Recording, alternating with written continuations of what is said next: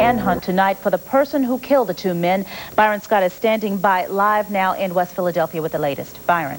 Tony, as you can see, the pizza shop is closed right now, but as you said, the scene of a most horrible, bloody crime early this afternoon. Here's what happened as best we can tell. Two men walked in at around 3:30 this afternoon when one, perhaps two, three others walked in behind them and literally blew them away. Keith, I spoke to him this morning. That was the last conversation Bernard Thomas had with 21-year-old Keith Fields.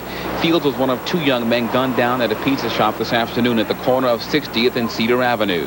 And he basically, was to himself. He was quiet. But he had some friends, we all have some friends that we don't really know.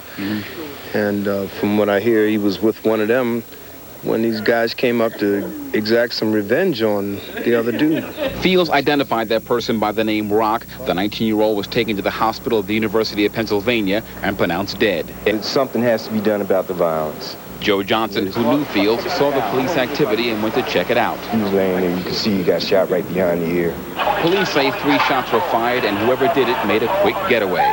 One of the guys who were just coming out of a store, he said he saw 3 young men running. And tonight, about an hour ago, Fields' father knelt on the steps of the pizza shop and prayed.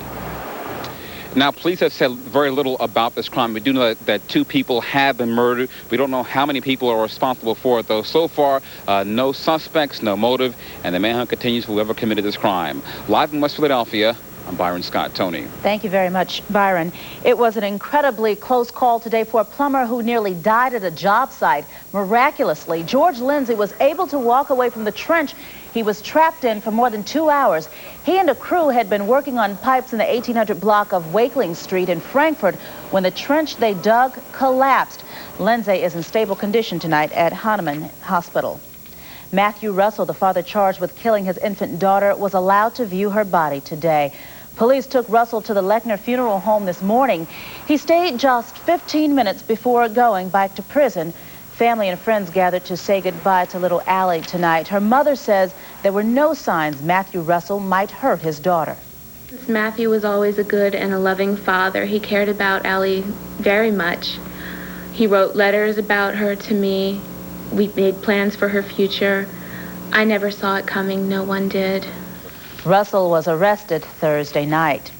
Amy Grossberg will reportedly blame her boyfriend, Brian Peterson, for putting their newborn baby boy in a dumpster in Delaware. Attorneys for Grossberg have revealed part of their strategy in filings that seek to have a separate trial from Peterson. Prosecutors say the baby died of severe head trauma. Grossberg's lawyers say it was stillborn. A gruesome discovery by some Bucks County fishermen this afternoon. They found the body of a man in his 50s in the Delaware River near Biles Island in Falls Township. An autopsy is being done to determine the cause of death. No word on the man's identity. An elderly woman was found murdered this morning in a quiet Port Richmond neighborhood. Police are still searching for the killer while residents there are worried about their safety. Ann Reynolds has details. Homicide investigators carried the body of 73-year-old Amelia Ablu from her Port Richmond row home this afternoon. Ablu was found dead on the first floor of her home on Mercer Street by her daughter early this morning. Police officials have not determined a cause of death or found a murder weapon, but believe the woman was beaten to death. Neighbors watched in disbelief as detectives searched the crime scene for clues. She was a very nice woman. She had a little white poodle. She walked it in the park. I used to see her every day over there with the dog. Ablu was well known and well liked in the community. She owned several buildings in the area, like this one on Allegheny Avenue that houses a video store street level and tenants above. For neighbors, the killing comes as a shock. They say there's little trouble around this area of Port Richmond. Now they'll think twice about keeping their doors and windows locked. We don't even have that many police patrol in this area because it is a safe place to live, and you might have a burglary or a car stolen, but never anything like this. Close friends say Ablu had a bad habit of leaving her front door open to keep an eye on her car in the street out front. With no signs of a break-in, they hope that didn't give the killer an easy way inside. Investigators say they have no suspects, but are checking out several leads in the case. An autopsy is expected to be performed tomorrow. In Port Richmond, Ann Reynolds, WB17 News at 10. Today was a day in Mantua to launch a full-throttle attack on drug houses. Police and community leaders boarded up abandoned buildings, picked up debris, and swept the streets. hoping to chase away dealers and the crime that comes in their wake. 4 more sweeps are planned, and the people doing all this hope to set an example and have other communities throughout the city follow suit.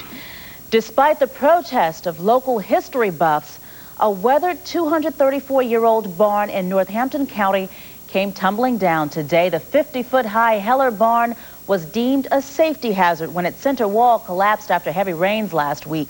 One conservation group was trying to restore the barn, but the township, which owned it, said it was too expensive.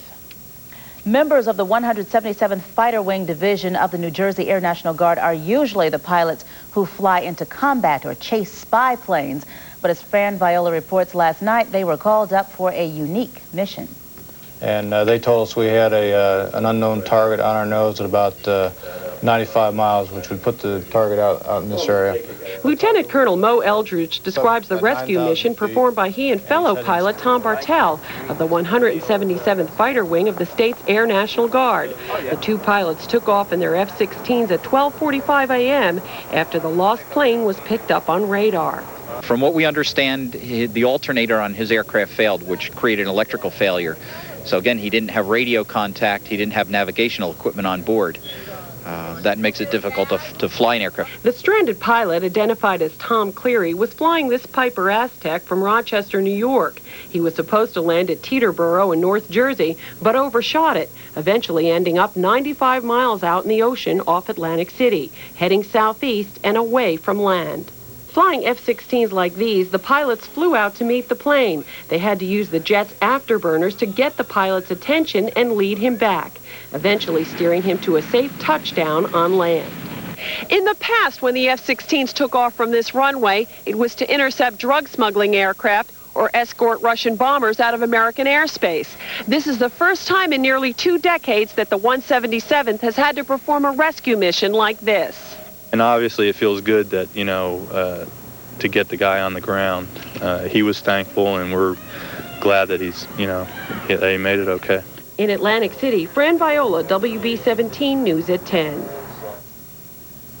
And the Clinton crisis in the count is day 39, with Kenneth Starr saying little today but promising more to come. Starr says the coming week will be memorable, and Vernon Jordan's turn in the hot seat comes this week also. On the way to work this morning, independent counsel Kenneth Starr said his investigation is moving quickly now in both Washington and Little Rock, and we may see some revealing information come to light this week. It's going to be a very substantive week. I'm confident in both cities. And so we're moving forward very quickly on the substance of this investigation. Starr has been spending nearly every weekend at the office working on the Monica Lewinsky probe. Vernon Jordan, the president's close buddy, is set to have his day before the grand jury, maybe Tuesday. He tried to help Monica Lewinsky find a new job and get an attorney when her name surfaced in the Paula Jones case against Clinton. Prosecutors want to know if he was trying to influence Lewinsky's testimony. The lone survivor of the car crash that killed Princess Diana says his memory about what happened that night is finally coming back. Trevor Reese Jones was Diana's bodyguard. In a statement today from his attorney, Reese Jones says meetings with psychiatrists have helped him recall the wreck. He's expected to meet again with French investigators. Princess Diana's will be made public next week, and people will be able to buy copies of it.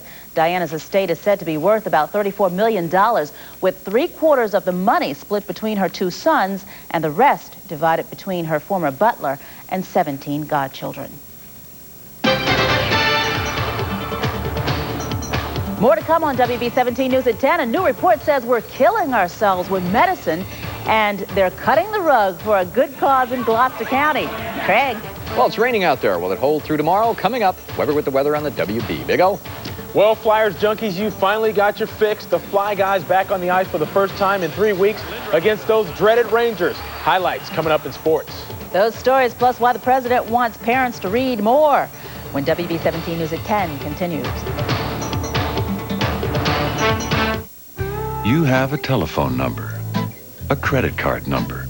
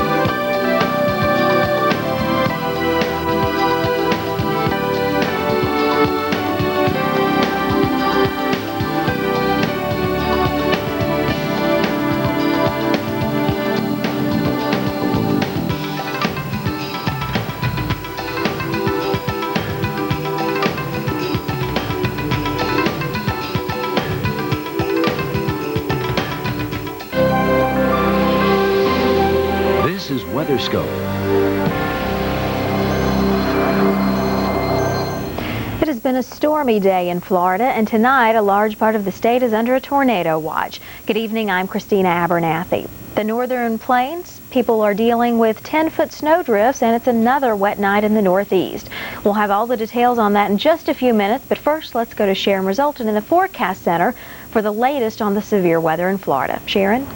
Thanks a lot, Kristina. Folks, this is round 2 for areas of central and north central Florida as more thunderstorms are winding through the region, some of them producing some gusty winds and some damaging hail. Let's go ahead and take a peek at some scenes earlier today. This is actually a little further southward around Deerfield Beach, Florida, but folks out cleaning up after a tornado touchdown in Deerfield Beach. In an area 6 blocks long and 4 blocks wide, at least 3 structures sustained major roof damage. Several trees were uprooted and power lines were reported to be down. So a lot of cleaning up there around the Deerfield Beach area. And that's kind of what it was like across Florida. We had a round of thunderstorms moving through the central areas, and we're going to be talking about round 2 in just a moment, and then just some pop-up thunderstorms into South Florida, where that tornado was reported in and around the Deerfield Beach area. Who will see the severe weather overnight? Well, anywhere in the red is primed for the potential for severe weather, and we do have a tornado watch in effect here as we work our way from the Tampa Bay region down toward Fort Myers. So it's going to be a long evening here as we continue to watch thunderstorms winding in from the Gulf of Mexico. Some nasty conditions there.